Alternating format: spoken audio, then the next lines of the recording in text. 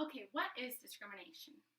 Discrimination is any conduct or bias that is based on the grounds of natural or social categories that have no merit to individual capacities or to the concrete behavior of the individual. This is when we form generalizations or judgments on groups of people without observing or getting to know their behaviors or who they are as people first. Now, discrimination can occur based on gender, class, ethnicity or race, sexual orientation, or even religion. And it can also occur in many other ways. We need to remember that discrimination is very complex. So the relationship between racism and discrimination. Racism is most powerful when the biases have the ability to impact groups of people, when our behaviors begin to become discriminatory. Discriminatory behaviors are behaviors that begin to deprive people of their life necessities, their basic rights, their privileges, or even opportunities. And this can occur both individually or institutionally. And we need to be aware of both of these forms of both discrimination and racism because we may see them in our classes or even at our school sites within our school districts. So the first one I'm going to discuss is individual, and this does relate more to what goes on in your individual classroom. So individual racism or discrimination is when an individual or group of people may say comments, pass hate to another group, but these comments and hate don't really have the power to impact the other party for life. Instead, it may be hurtful in the moment and it creates a negative culture, and it may be hard for the student, but it doesn't really carry any power to deprive them of their basic rights, necessities, privileges, or opportunities. Now, that is more classroom-centered. I'm going to go now into more institutional, which would be more district or school site-centered.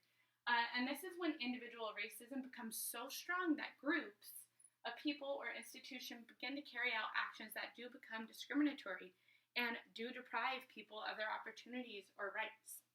And when this happens, it doesn't just happen based on comments or grounds. Instead, it happens when an individual or group has the power to carry out these discriminatory acts. And what I mean by power is whether it be economically or socially, they have the ability to create a discriminatory environment. So next I'm kind of going to discuss with you stereotypes that we commonly see amongst our school sites. And I want you to just take a look at these different stereotypes. I'll give you a second to review it with your partner. You can think in your head whether you think that they are racist and or discriminatory. So go ahead and think about it.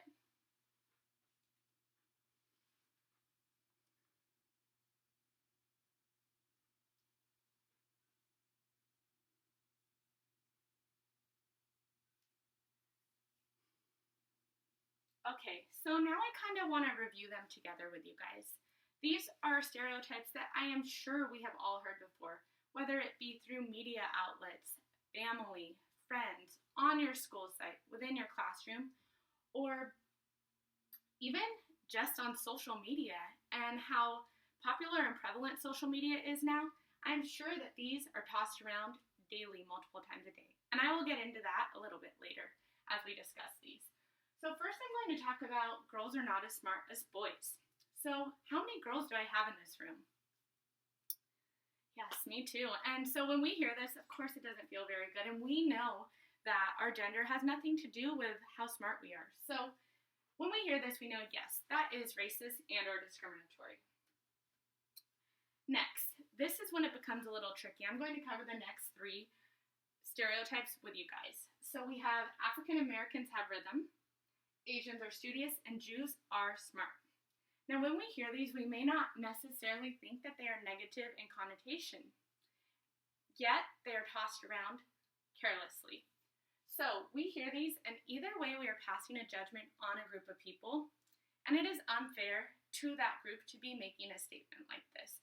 So I want to point out that even though we may be hearing these on our school sites and classrooms, and we may think, oh, well, that wasn't necessarily mean, it still is a racist and or discriminatory mark that we want to address, confront, and discuss with our students.